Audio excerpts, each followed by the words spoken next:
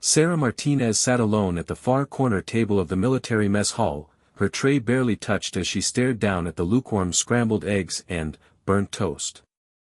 The fluorescent lights buzzed overhead, casting harsh shadows across the crowded room filled with soldiers, sailors, and Marines grabbing their morning meal before duty assignments.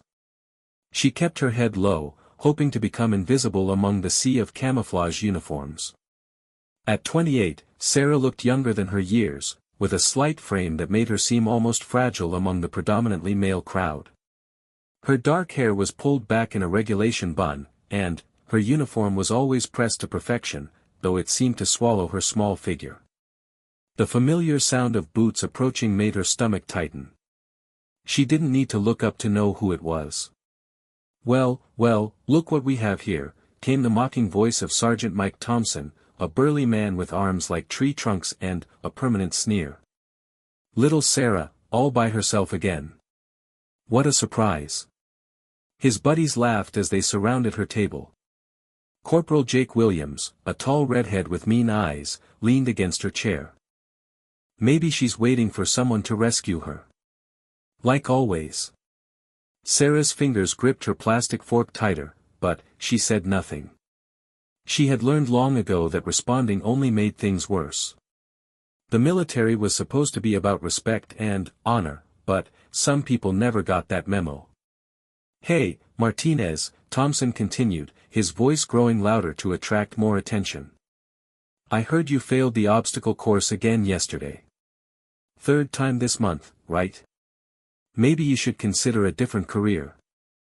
Something more suitable for someone like you." More soldiers had started to notice the commotion. Some looked uncomfortable but said nothing. Others smirked and whispered to their friends. Sarah felt the familiar heat of embarrassment rising in her cheeks, but she forced herself to remain still. "Come on, say something," Williams pushed, flicking a piece of bread at her head. "Cat got your tongue? Or are you just too scared to speak up like always?" Thompson reached over and deliberately knocked over her orange juice, sending the sticky liquid across her tray and onto her lap. Sarah flinched as the cold juice soaked through her uniform pants, but still, she remained silent. "Oops," Thompson said with fake concern. "Clumsy me. You should probably go clean yourself up, Martinez. You look like a mess." The laughter around the table grew louder. Someone from across the room shouted, "Leave the girl alone," but it was quickly drowned out by more snickering and comments. Sarah slowly stood up, juice dripping from her uniform. She picked up her tray with steady hands, despite the trembling she felt inside. As she turned to leave, Thompson deliberately stuck his foot out, sending her stumbling forward. Her tray clattered to the floor, scattering food everywhere. The mess hall erupted in a mixture of gasps and laughter. Sarah found herself on her hands and knees, picking up pieces of toast and scrambled eggs from the dirty floor while soldiers stepped around her. "Looks like Martinez is where she belongs," Williams commented loudly. On the ground. As Sarah gathered the last of the scattered food, she noticed a pair of polished black boots stop in front of her. She looked up to see Colonel James Harrison, the base commander, looking down at her with an unreadable expression. "Everything all right here, Martinez?" he asked quietly. Sarah nodded quickly, getting to her feet. "Yes, sir. Just a small accident." Colonel Harrison's eyes moved to Thompson and his group, who had suddenly become very interested in their own meals. "I see. Carry on then." Sarah hurried away from the mess hall, her face burning with humiliation. Behind her, she could hear the whispered comments and stifled laughter continuing. She made her way to the nearest bathroom and locked herself in a stall, finally, allowing the tears she had been holding back to fall. This wasn't the first time, and she knew it wouldn't be the last. For 3 years, ever since she had arrived at the base, she had endured the mockery, the pranks, and the constant undermining of her abilities. Some days were worse than others, but today felt particularly cruel. She pulled out her phone and looked at a photo she kept hidden in her wallet, a group of men in full combat gear, faces painted black, standing in front of a helicopter in some distant desert. In the center of the group stood a figure slightly smaller than the others, but unmistakably the leader. The face was barely visible under the tactical gear, but Sarah knew every detail of that photo by heart. After cleaning herself up and changing into a spare uniform she kept in her locker, Sarah made her way to her assigned duty station in the communications center. It was a quiet job, monitoring radio frequencies and handling encrypted messages, work that kept her away from the main crowd and allowed her to blend into the background. Her supervisor, Staff Sergeant Patricia Kim, looked up as she entered. Patricia was one of the few people on base who treated Sarah with genuine respect, though she had never asked why Sarah seemed to attract so much negative attention. "You're late, Martinez," Patricia said without malice. "Everything okay?" "Sorry, Staff Sergeant. Had a small incident at breakfast." Patricia studied her face carefully. "Let me guess, Thompson and his crew." Sarah nodded reluctantly. She had never officially reported the harassment, knowing it would likely make things worse for her in the long run. "You know you don't have to put up with that, right?" Patricia said gently. "There are proper channels for reporting harassment." "I can handle it," Sarah replied, settling into her workstation. "It's not worth the trouble it would cause." Patricia looked like she wanted to say more but decided against it. She had seen too many good soldiers pushed out of the service because they couldn't navigate the unofficial social hierarchy that existed alongside the official chain of command. The morning passed quietly, with Sarah monitoring routine communications and handling administrative messages. The work was methodical and calming, a sharp contrast to the chaos of the mess hall. She was good at her job, probably overqualified, if anyone bothered to look closely at her background. Around midday, an urgent message came through on the secure channel. Sarah's training kicked in as she began the decryption process, her fingers flying over the keyboard with practiced efficiency. As the message decoded, her expression grew more serious. It was a request for immediate consultation on a high-priority mission. The message was addressed to someone with the call sign Phantom 6, a designation that made Sarah's blood run cold. She stared at the screen for a long moment, then quickly printed the message and sealed it in the appropriate security envelope. "I need to deliver this to Colonel Harrison immediately," she told Patricia, who looked up from her own work with surprise. "That urgent?" "Highest priority," Sarah confirmed, already heading for the door. The walk to the command building felt longer than usual. Sarah's mind raced as she considered the implications of the message. After 3 years of hiding, of enduring humiliation and staying silent, her past was threatening to catch up with her. Colonel Harrison's secretary, a stern-faced woman named Mrs. Chen, looked up as Sarah approached. "I have an urgent classified message for the colonel," Sarah said, holding up the sealed envelope. "He's in a meeting. You'll have to wait." "Ma'am, with respect, this is marked immediate priority. No delay." Mrs. Chen studied the security markings on the envelope and her expression changed. "One moment." She disappeared into the inner office and returned quickly. "The colonel will see you now." Sarah entered the spacious office where Colonel Harrison sat behind a massive oak desk. The walls were covered with military memorabilia, unit photos, and commendations from a long and distinguished career. He looked up as she entered and gestured for her to approach. "Martinez. What do you have for me?" Sarah handed over the envelope and stood at attention while he opened it. She watched his face carefully as he read the decoded message, noting the subtle changes in his expression. Harrison looked up at her sharply. "Do you know what this says?" "No, sir. I just handled the decryption and delivery as protocol requires." He studied her for a long moment, his eyes searching her face. "Interesting. Tell me, Martinez, what do you know about Operation Desert Phantom?" Sarah's heart skipped a beat, but her expression remained neutral. "Nothing, sir." "Should I?" According to this message, the Pentagon is requesting immediate consultation from someone with intimate knowledge of that operation. Specifically, they're looking for Phantom 6. He paused. That was the call sign for the operation commander. I see, sir. The strange thing is, Harrison continued, leaning back in his chair, according to all official records, Phantom 6 was killed in action 2 years ago during the final phase of that operation. Hero's death, they said. Posthumous Medal of Honor. Sarah remained perfectly still, though inside she felt like her world was spinning out of control. Yet here's a message suggesting that Phantom 6 is not only alive but available for consultation on a new mission. Harrison's eyes never left her face. Any thoughts on how that might be possible, Martinez? No, sir. Perhaps there's been some kind of mistake in the intelligence. Harrison stood up and walked around his desk, stopping directly in front of her.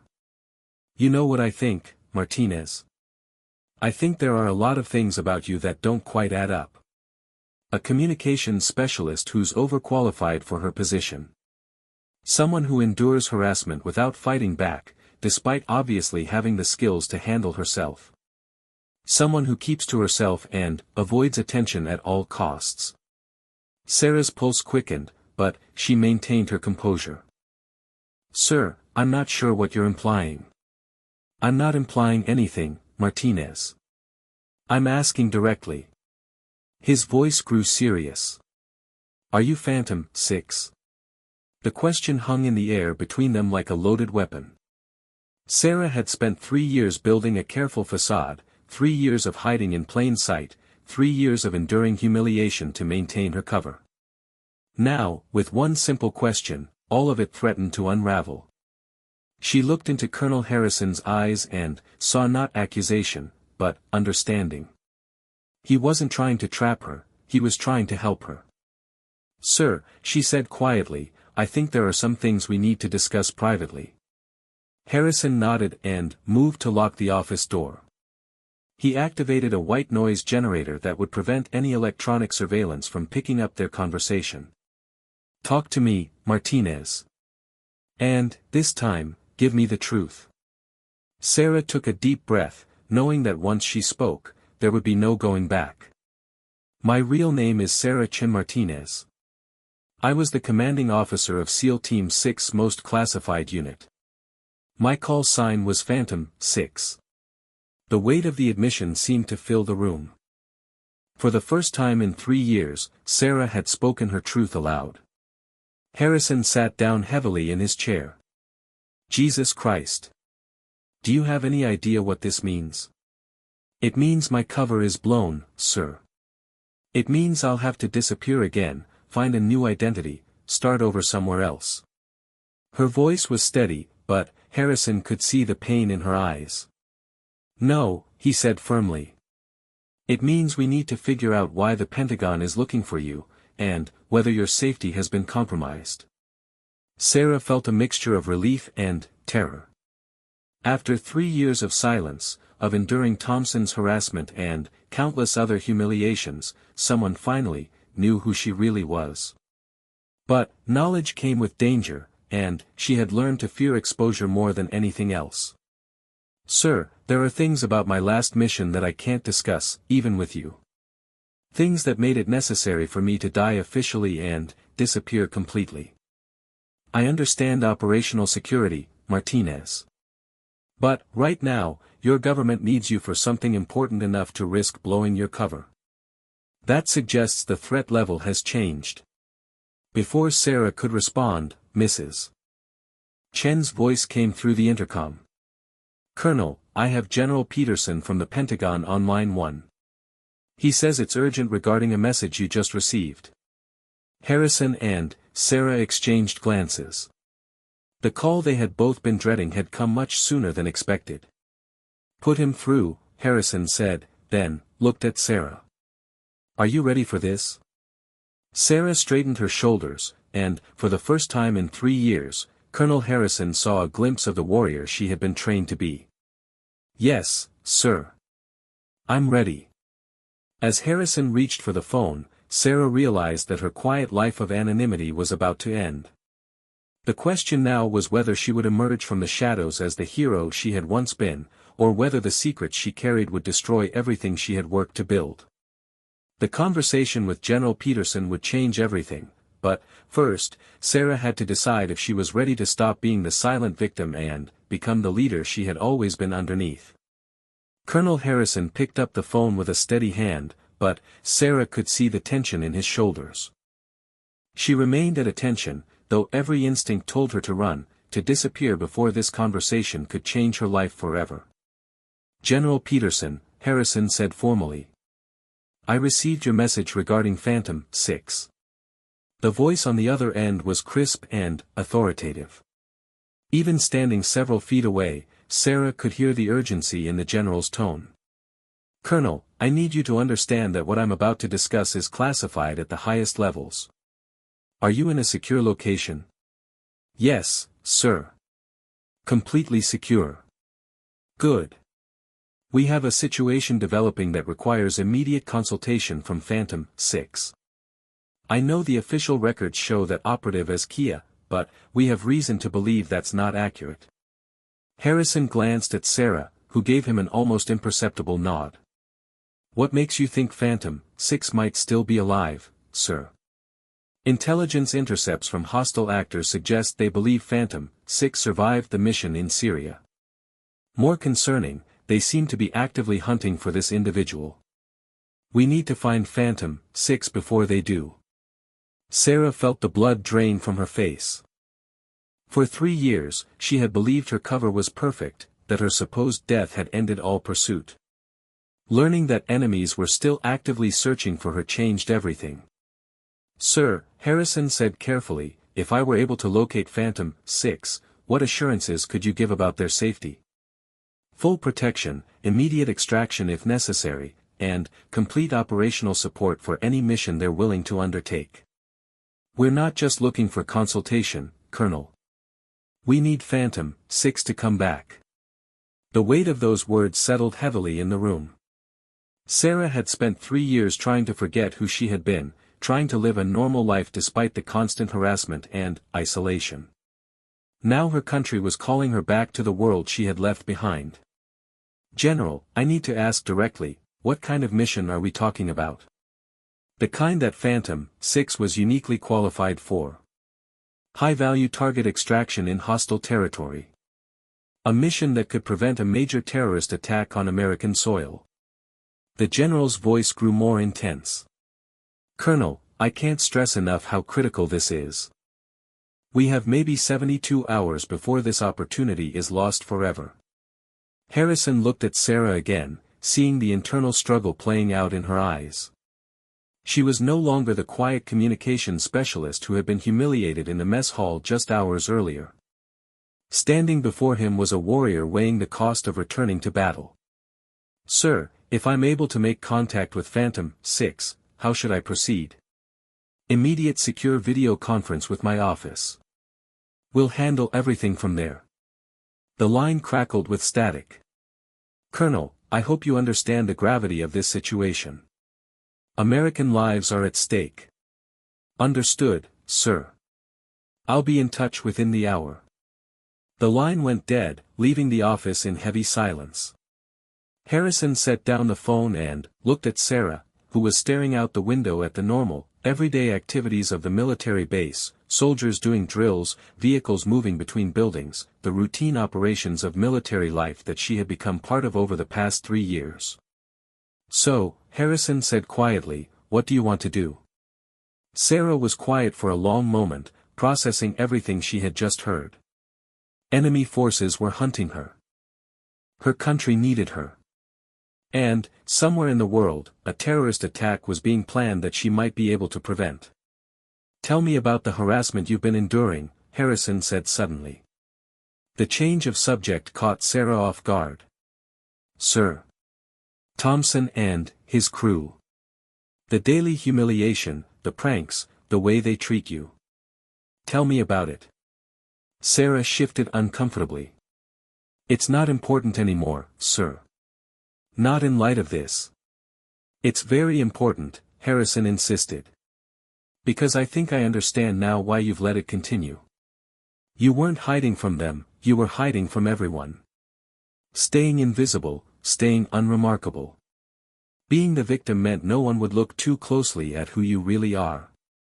The accuracy of his observation hit Sarah like a physical blow. He was right, of course. Every insult she had endured, every moment of humiliation she had suffered in silence, had been part of her cover. Being seen as weak and helpless had been her protection. It worked, she said simply. For 3 years, it worked. But, it also cost you something, didn't it?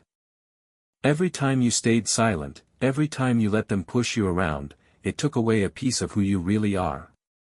Sarah felt unexpected tears welling up in her eyes. She had thought she was strong, that enduring the harassment was just another kind of mission discipline. But, Harrison was right, it had cost her more than she wanted to admit. Sir, I need to know something before I decide, she said, her voice stronger now. If I come back, if I take this mission, what happens afterward? Do I disappear again? Do I go back to being the person everyone thinks they can push around? Harrison stood up and moved to his window, looking out at the base he commanded. That's up to you, Martinez. Or should I say, Commander Chin Martinez. The use of her real rank and name sent a shock through Sarah's system. She had been Martinez the communications specialist for so long that hearing her actual identity spoken aloud felt surreal. But, first, Harrison continued, we need to deal with the situation at hand. Are you willing to take this call with General Peterson? Sarah straightened her shoulders and, for the first time in 3 years, allowed herself to stand with the posture and confidence she had earned through years of the most demanding military training in the world. Yes, sir. Set up the call. 30 minutes later, Sarah sat in front of a secure video terminal in Harrison's office. Her appearance had been transformed, gone was the hesitant, downtrodden communications specialist. Her hair was pulled back in a military bun that emphasized the sharp intelligence in her eyes, and her posture radiated the quiet confidence of a seasoned special operations commander. When General Peterson appeared on screen, his reaction was immediate. Commander Chin Martinez. I have to say, it's good to see you alive. General, Sarah replied with crisp professionalism.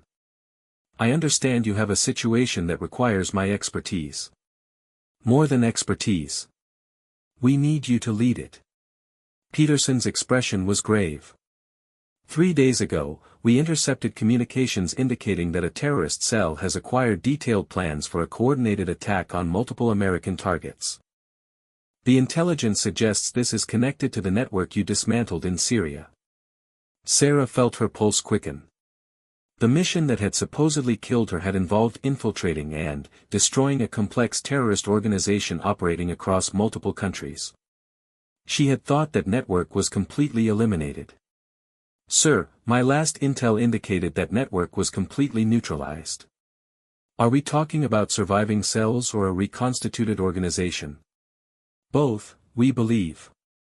Our intelligence suggests that key members of the organization survived your Syria operation and have spent the last 2 years rebuilding and planning retaliation. They believe you're dead, which has been our only advantage. Peterson leaned forward on the screen.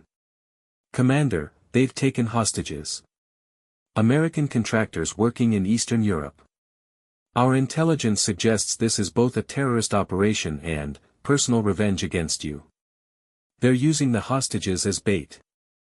The implications hit Sarah immediately. They're trying to draw out anyone connected to the Syria mission. They want to finish what we started. Exactly. But, here's the problem, they've chosen their location and timing perfectly. The hostages are being held in a facility that our conventional forces can't approach without significant collateral damage. We need someone who can get in quietly, extract the hostages, and eliminate the threat. Sarah studied the tactical information appearing on her screen. The target location, personnel estimates, security arrangements, all of it painted a picture of an extremely complex and dangerous mission. Sir, I assume you have teams capable of this type of operation. Why specifically me? Because you know their tactics, their leadership, their weaknesses. You fought them before and won. And, frankly, Commander, you're the best we have for this type of precision operation. Sarah absorbed this information, feeling the familiar mental shift that happened when she transitioned from thinking like a person to thinking like a soldier. The tactical problems began organizing themselves in her mind, potential solutions forming and reforming as she processed the variables. What's the timeline? 48 hours. After that, the hostages will be moved to a location we can't track. Team composition. Your choice. We can provide any support you need, but the operational command would be entirely yours. Sarah was quiet for several minutes, studying the intelligence data and considering the implications. Taking this mission would mean abandoning the quiet life she had built, exposing herself to enemies who wanted her dead, and risking everything she had worked to create. But it also meant that 8 American citizens might live or die based on her decision. General, I need complete operational autonomy. No oversight, no second-guessing, no political interference. You have it. And, I want guarantees about my team's safety and extraction, regardless of mission outcome. Done. Sarah looked directly into the camera. Then, I accept the mission, sir. Peterson's relief was visible. Outstanding. We'll have a transport ready for you within 6 hours. Your destination is a staging area in Germany where you'll receive full tactical briefings and select your team. After the call ended, Sarah sat in silence with Colonel Harrison. The decision had been made, but the reality of what came next was still settling in. You know, Harrison said quietly, you don't have to go back to being invisible after this is over. Sarah looked at him with curiosity. What do you mean? I mean that Thompson and his crew, all the people who have been making your life miserable, they have no idea who they've been bullying. When this mission is declassified, when your service record becomes known, they're going to realize they've been harassing one of the most decorated special operations commanders in military history. The thought had occurred to Sarah, but she had been so focused on the mission that she hadn't considered the personal implications. Sir, revenge isn't really my motivation. I'm not talking about revenge, Harrison said with a slight smile. I'm talking about justice. About you finally getting the respect and recognition you've earned. About not having to hide who you are anymore. Sarah felt something shifting inside her, a sense of possibility she hadn't experienced in 3 years. Maybe she could complete this mission and return to a life where she didn't have to pretend to be someone else. Maybe she could be both Sarah Martinez and Commander Chin Martinez, without having to choose between them. First, she said, standing up with renewed purpose, I need to focus on bringing those hostages home safely. Of course. What do you need from me? I need you to continue the fiction that I'm just a communications specialist going on temporary assignment. Let people think what they want to think. Harrison nodded. And, after the mission? Sarah paused at the door, a small smile playing at the corners of her mouth. After the mission, we'll see what happens when Sergeant Thompson learns exactly who he's been messing with. As she left the colonel's office, Sarah felt the familiar surge of adrenaline that came with accepting a dangerous mission. But, more than that, she felt something she hadn't experienced in 3 years, the anticipation of finally being able to be herself again. Within the hour, she would be on a plane to Germany. Within 2 days, she would be leading a team into hostile territory to save American lives. And, when she returned, if she returned, she would have to decide whether to disappear again or finally, step out of the shadows. The quiet communications specialist who had been humiliated in the mess hall that morning was gone. In her place stood Commander Sarah Chin Martinez, and she had work to do. The transport plane's engines hummed steadily as Sarah stared out the small window at the clouds below. 18 hours had passed since she had left the base, and, in that time, she had felt herself transforming back into the person she had been before Syria, before the supposed death, before 3 years of hiding. The staging area in Germany was a nondescript military facility hidden in the Bavarian countryside. As the plane touched down, Sarah could see the controlled chaos of a major operation being assembled, vehicles, personnel, equipment all moving with the precise choreography of military efficiency. Major Alex Rodriguez met her at the aircraft. Sarah recognized him immediately, though they had never served together directly. His reputation as a tactical operations specialist was legendary, and, seeing him here told her that the Pentagon was taking this mission very seriously indeed. "Commander Chin Martinez," he said with crisp professionalism as she disembarked. "Welcome back, Major Rodriguez. I have to say, I didn't expect to see you here. When General Peterson said he needed the best team possible for this operation, your name was the first one mentioned. Mine was apparently the second." Rodriguez fell into step beside her as they walked toward the main facility. "I've been briefed on the basics, but I understand you'll be the operational commander." Sarah nodded, feeling the familiar weight of command responsibility settling on her shoulders. "What's the current status of our intelligence on the target?" "Updated every 6 hours. The hostages are confirmed alive and being held in a converted warehouse complex about 40 kilometers from Prague. 8 Americans, all contractors who were working on a telecommunications project." As they entered the briefing facility, Sarah saw a team of analysts working at computer stations, satellite imagery covering the walls, and tactical equipment laid out with military precision. This was the kind of operation she had commanded many times before Syria, but it felt different now. She was different. "The terrorist cell is being led by someone calling himself Abu Khalid," Rodriguez continued. "We believe he was a mid-level operative in the organization you destroyed in Syria. Intelligence suggests this entire operation is as much about revenge against you as it is about terrorism." Sarah studied the photographs and tactical layouts being presented to her. The warehouse complex was well defended, isolated, and designed to make any rescue attempt extremely difficult. But, as she analyzed the intelligence, she began to see possibilities that others might miss. What about local support? Government cooperation? Full backing from Czech authorities, but they've agreed to stay back and let us handle the operational aspects. They don't want the political complications if things go wrong. Sarah spent the next 4 hours immersed in tactical planning. The team Rodriguez had assembled was impressive: Demolitions expert Staff Sergeant Maria Santos, Sniper Sergeant First Class David Kim, Medic Technical Sergeant James Wright, and Communications Specialist Sergeant Lisa Chen. All were experienced special operations personnel with multiple combat deployments. As the briefing concluded, Rodriguez pulled Sarah aside. "Commander, there's something else you need to know. Our intelligence suggests that Abu Khalid has detailed information about your supposed death in Syria. He may know that you're still alive." Sarah felt a chill run down her spine. "How detailed?" "Detailed enough that this entire operation might be a trap specifically designed for you. The hostages could be bait to draw you out of hiding." Sarah considered this possibility, weighing the risks against the lives of 8 innocent Americans. "Major, in your professional opinion, does that change the tactical situation?" "It makes it more dangerous, but not impossible. If anything, it might give us an advantage. If Abu Khalid is expecting you specifically, he might not be prepared for the team approach we're planning." Sarah made her decision. "We proceed as planned.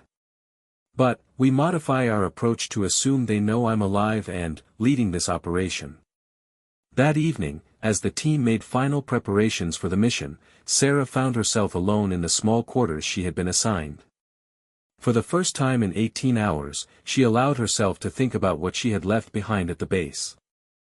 Somewhere back home, Sergeant Thompson was probably continuing his daily routine of harassment and intimidation, never knowing that his primary target was currently half a world away, preparing to lead one of the most dangerous missions the military had authorized in years. The irony wasn't lost on her. The same person Thompson had mocked for failing obstacle courses was about to attempt an infiltration that would challenge every skill she had ever learned. The quiet communications specialist he had humiliated was now commanding a mission that could prevent a major terrorist attack. Her phone buzzed with an encrypted message from Colonel Harrison, base personnel asking about your temporary assignment. Maintaining cover story. Thompson seems disappointed he doesn't have anyone to bother at breakfast. Take care of yourself. Sarah smiled despite the gravity of her situation. Harrison's message reminded her that she had something to return to, a life where she could finally be honest about who she was. The mission briefing the next morning was crisp and professional. The team would insert by helicopter 15 kilometers from the target, approach on foot under cover of darkness, neutralize the guards, extract the hostages, and eliminate Abu Khalid and his cell before extraction. Rules of engagement, asked Sergeant Santos. Hostage safety is absolute priority, Sarah replied. But anyone pointing a weapon at American civilians or team members is considered hostile. No prisoners unless they surrender immediately and completely. The team nodded their understanding. These were experienced operators who knew the difference between military action and revenge, but they also understood that some enemies didn't deserve the benefit of doubt. As they boarded the helicopter for the insertion, Sarah felt the familiar calm that settled over her before combat. Her mind became focused, analytical, prepared for the life and death decisions that would be required over the next several hours. The helicopter flew low and fast across the European countryside, using terrain features to avoid radar detection. As they approached the insertion point, Sarah reviewed the mission timeline one final time. Remember, she told her team over the helicopter's intercom, we get one chance at this. If we lose the element of surprise, those hostages become bargaining chips. We go in fast, we go in quiet, and we bring everyone home. The insertion went flawlessly.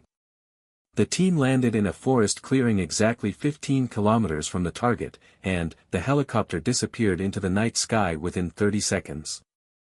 Sarah led her team through the darkness, using night vision equipment and GPS coordinates to navigate toward their objective. 2 hours later, they reached the observation point overlooking the warehouse complex. Through high-powered scopes, they could see the guard positions, patrol patterns, and defensive arrangements that matched their intelligence briefings almost perfectly. Sniper positions confirmed, reported Sergeant Kim through their radio system. I count 6 external guards, rotating every 2 hours. Demolitions assessment? Sarah asked. 2 entry points will work, but we need to neutralize the guards simultaneously to maintain surprise, Santos replied.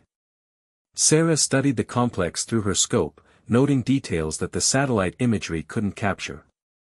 The terrorists had chosen their location well, multiple escape routes, good defensive positions, and civilian population centers close enough to complicate any military response. But they had also made mistakes that Sarah's experienced eye could identify. The guard rotations were too predictable, their communication discipline was poor, and they had positioned their leadership in a building that could be isolated from the rest of the complex. We modify the plan, Sarah announced quietly. Kim, I need you to establish overwatch on the main building where intelligence suggests Abu Khalid is located. Santos, you'll create our primary entry point here, she pointed to a section of the warehouse wall, but also prepare a diversionary explosion on the opposite side. We're going to make them think we're attacking from 2 directions. The team acknowledged their assignments and began moving into position. Sarah checked her equipment one final time, assault rifle, sidearm, tactical gear, and emergency medical supplies. Everything she needed to complete the mission and bring her people home safely. As she prepared to give the signal to begin the assault, her radio crackled with an unexpected transmission. It was a voice she recognized from intelligence briefings, Abu Khalid himself, speaking in accented English over what appeared to be an open channel. Commander Chin Martinez, I know you are listening. I know you are here. Your government sent you to die once before, and you were clever enough to survive. But, tonight, there is no escape. Sarah felt her blood run cold. Not only did Abu Khalid know she was alive, he knew she was leading this mission. Somehow, their operational security had been compromised. You have 10 minutes to present yourself at the main entrance, alone and unarmed, or we begin executing the hostages one by one. Starting with the youngest. Through her scope, Sarah could see movement in the main building. Figures were being moved to windows where they could be seen clearly, the hostages, bound and guarded, positioned where any rescue attempt would put them in immediate danger. Rodriguez's voice came through her earpiece, "Commander, this changes everything. We need to abort and call for backup." Sarah studied the tactical situation, her mind racing through possibilities and consequences. Abu Khalid had turned this from a rescue mission into a personal confrontation, betting that she would sacrifice herself to save innocent lives. He was probably right.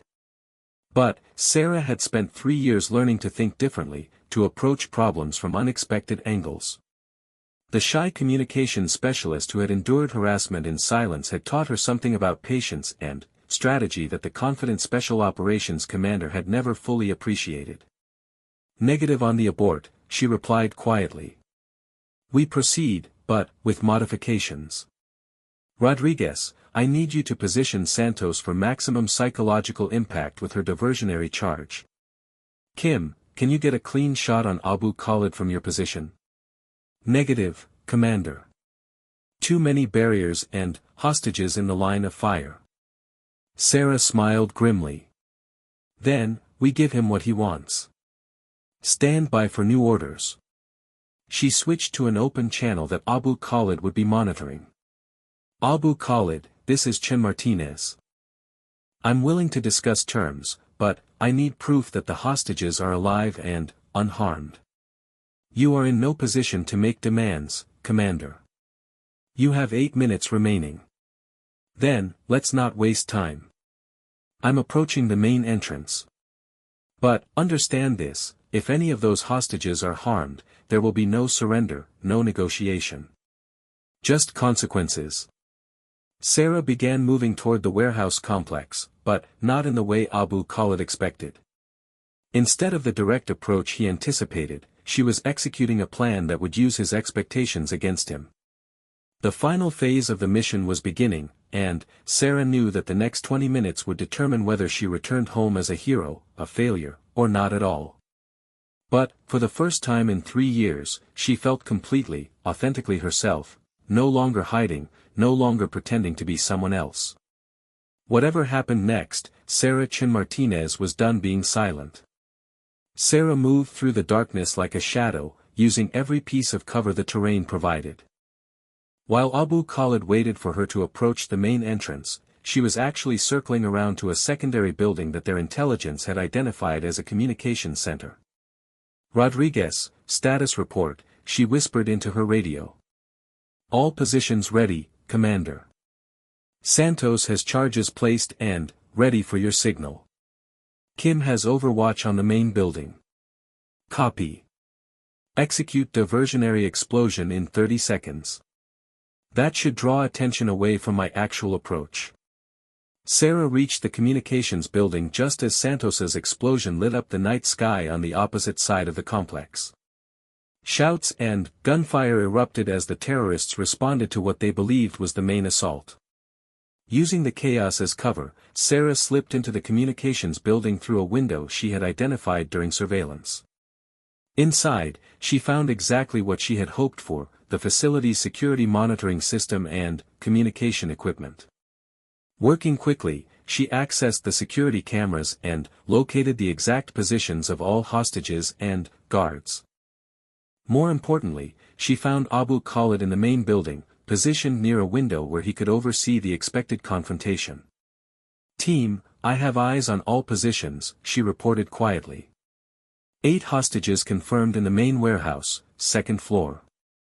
4 guards with them, 2 more roaming the ground floor. Abu Khalid is alone in the office overlooking the main entrance. Commander, they're expecting you to show up at the front door in about 4 minutes, Rodriguez reminded her. Then, let's give them a surprise they're not expecting.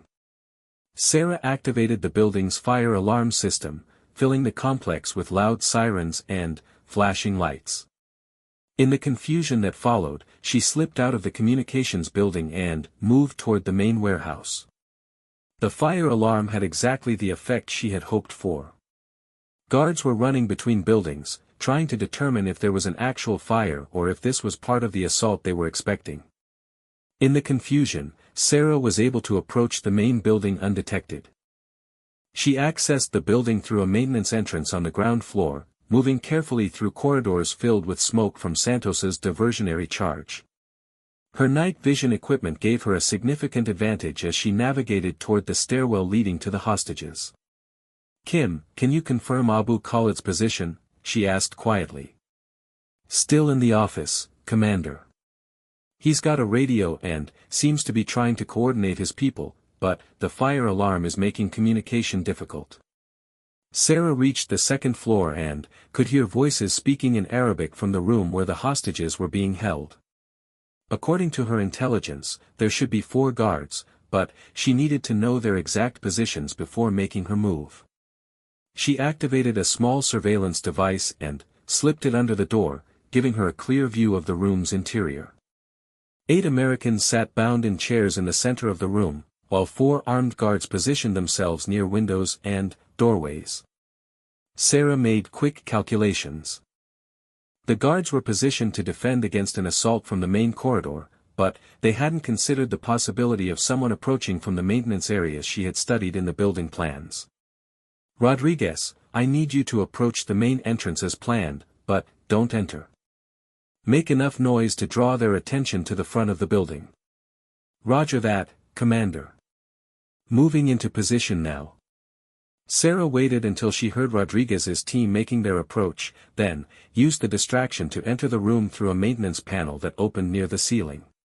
Years of SEAL training had taught her to move in complete silence, and the combination of the fire alarm and the approaching team masked any small sound she made. She dropped into the room behind the first guard and neutralized him silently before the others realized what was happening. The second guard turned just in time to see Sarah's weapon pointed at his chest. "Don't move," she whispered in perfect Arabic. "Tell your friends to put down their weapons or everyone dies." The remaining guards hesitated, caught completely off guard by her unexpected appearance. In that moment of indecision, Sarah acted decisively. 2 quick shots eliminated the immediate threat while she moved to shield the hostages from any return fire. "Rodriguez, building secured. Hostages are safe. Moving to phase 2. But, as she began cutting the bonds holding the hostages, her radio crackled with Abu Khalid's voice again.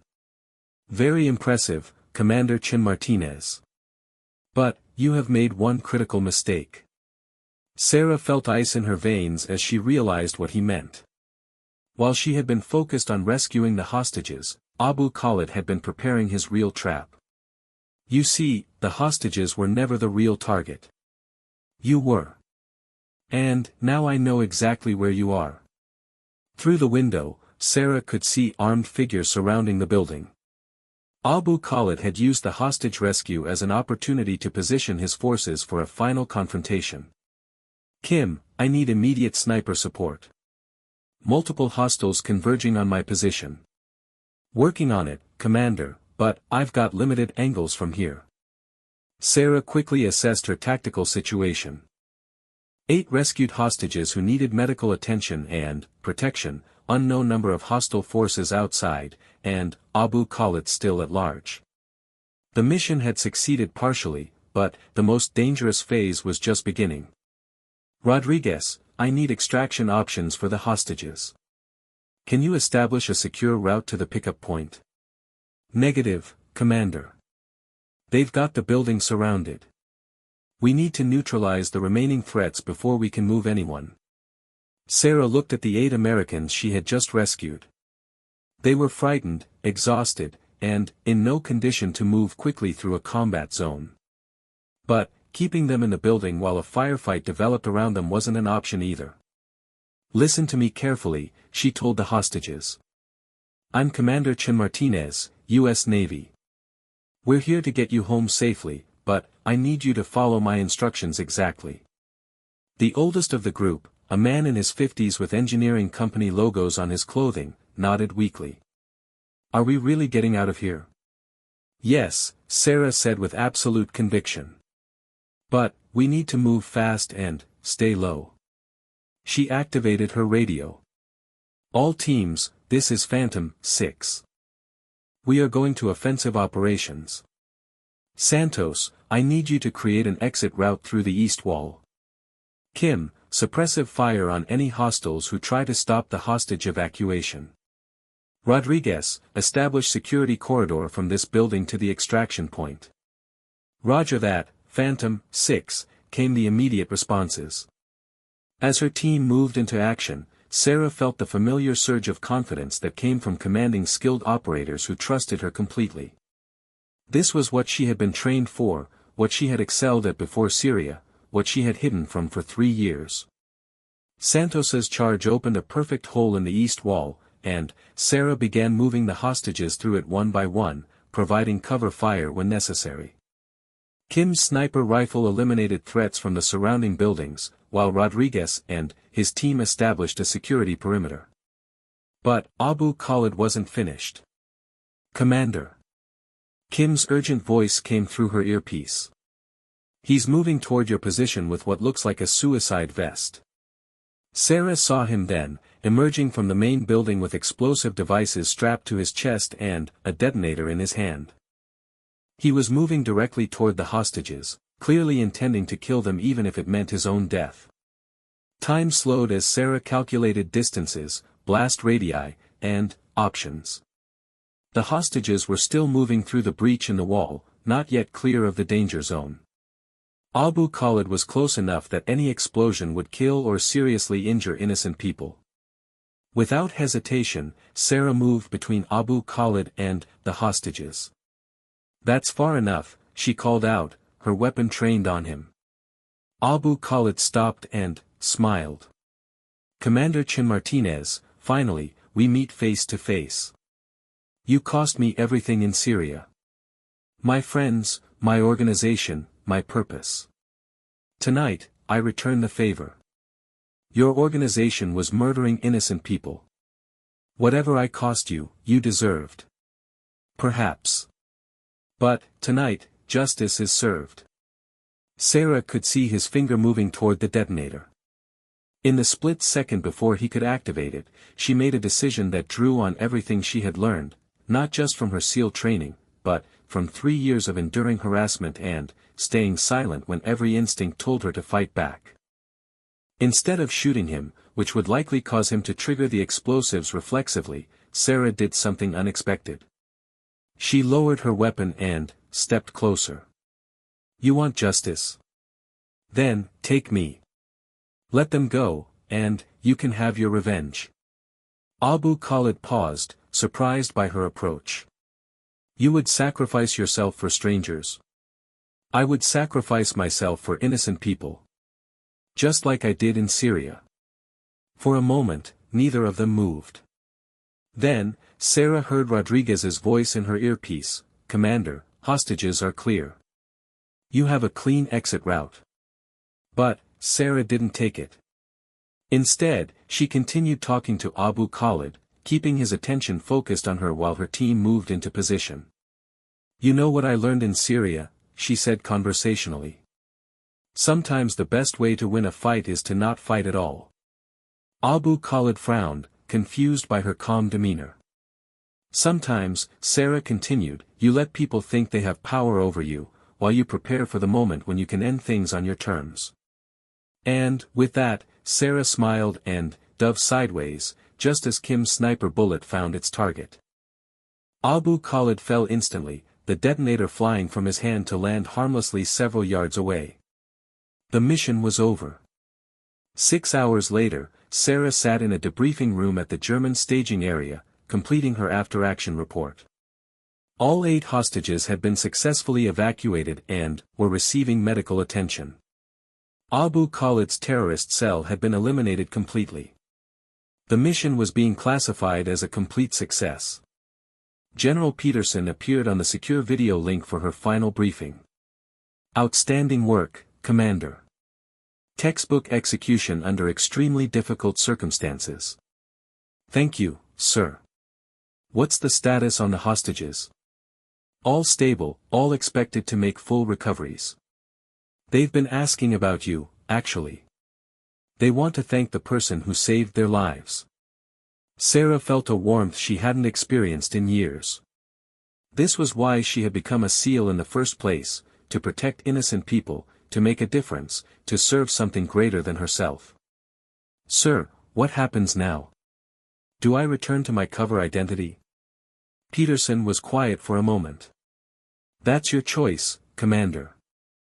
Your cover has been compromised, so staying hidden isn't really an option anymore.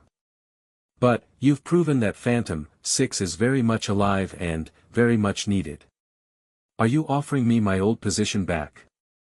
I'm offering you any position you want, Commander.